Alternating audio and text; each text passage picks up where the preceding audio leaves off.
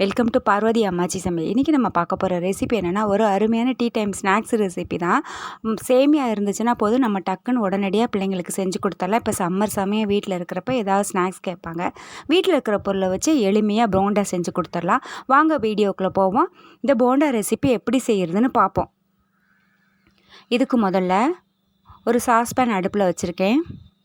வச்சுட்டு நம்ம எந்த அளவுகளில் நம்ம சேமியா எடுக்கிறோமோ அதே அளவுகளில் தண்ணி எடுத்துக்கணும். நான் 1 கப் சேமியா எடுக்கிறேன், 2 கப் தண்ணி ஊற்றிக்கிறேன்.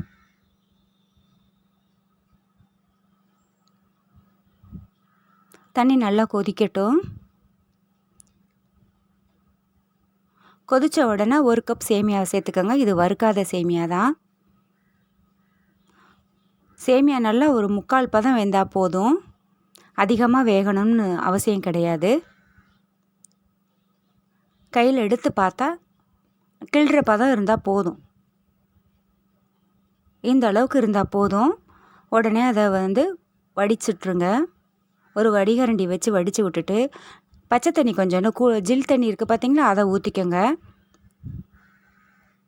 ஊற்றிட்டு ஒரு பவுலில் சேர்த்துக்கோங்க.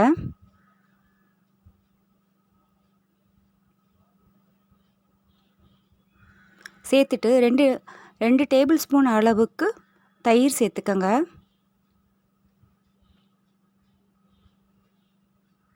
சேர்த்துட்டு ஒரே ஒரு பெரிய வெங்காயம் பொடி பொடியாக நறுக்குனது,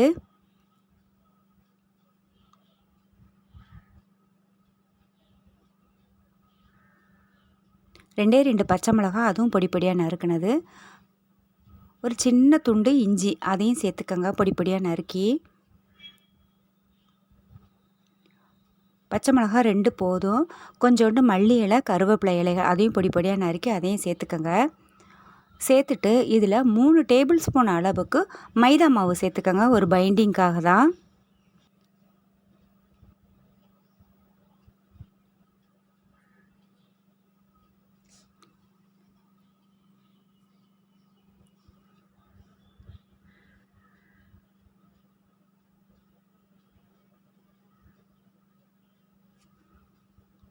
இதில் 1 ஸ்பூன் அளவுக்கு தூள் உப்பு சேர்த்துக்கோங்க.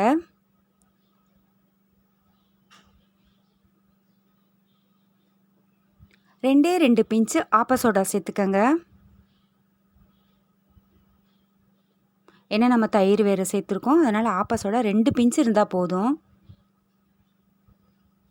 சேர்த்துட்டு எல்லாத்தையும் நல்லா மிக்ஸ் பண்ணிக்கோங்க. அழுத்தி பிசைய வேண்டாம். உங்களுக்கு சேமியா கொசன்னு வந்துடும், அதனால் அப்படியெல்லாம் பிசையாதீங்க. இதில் தண்ணி எதுவுமே சேர்க்கவே தேவை கிடையாது. ஏற்கனவே நம்ம தயிர் வேறு சேர்த்துருக்கோம். சேமியாவும் நம்ம வேக வச்சு சேர்த்துருக்கிறதுனால தண்ணி எதுவும் சேர்க்க வேண்டாம். நல்லா இந்த அளவுக்கு நல்லா பிசைஞ்சு கொடுத்துட்டு உருட்டி பார்த்திங்கன்னா உருட்டுற பதம் வரணும். இந்த அளவுக்கு இருந்தால் போதும். அப்போ தான் நல்லா உள்ளே நல்லா சாஃப்டாகவும் வெளியில் நல்லா மொறுன்னு ரொம்ப நல்லாயிருக்கும்.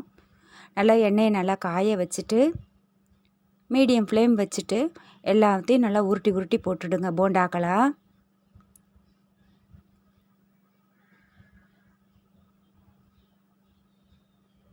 உடனே பரட்டி கொடுத்துடாதீங்க, கொஞ்சம் நல்லா வெந்த உடனே பரட்டி கொடுங்க.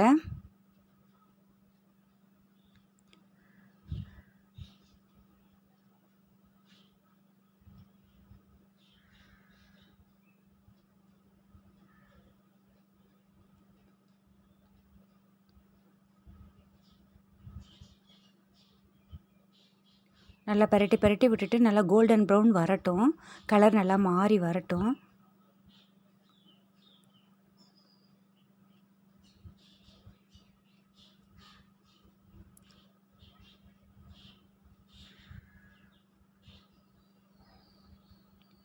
இதுக்கு நம்ம கடலை மாவு, அரிசி மாவு எந்த மாவுமே தேட தேவை கிடையாது.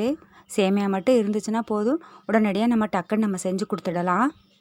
10 நிமிஷம் போதும் உங்களுக்கு செஞ்சு முடிக்கிறதுக்கு. கோல்டன் ப்ரௌன் வந்த உடனே எடுத்துடுங்க. நல்லா மொறுன்னு இருக்கும். இதே போல மற்ற உருண்டைகளையும் போட்டு பொரிச்சு எடுத்துட வேண்டியதான்.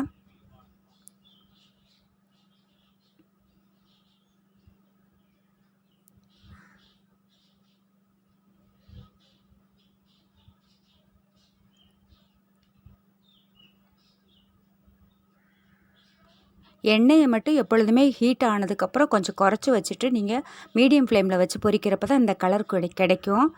அருமையான சேமியா போண்டா தயாராகிடுச்சு. கண்டிப்பாக வீட்டில் ட்ரை பண்ணி பாருங்கள். இந்த வீடியோ உங்களுக்கு பிடிச்சிருக்குன்னா லைக் பண்ணுங்கள், ஷேர் பண்ணுங்கள், சப்ஸ்கிரைப் பண்ணுங்கள். மறக்காமல் பெல் ஐக்கானை கிளிக் பண்ணுங்கள். தேங்க்யூ.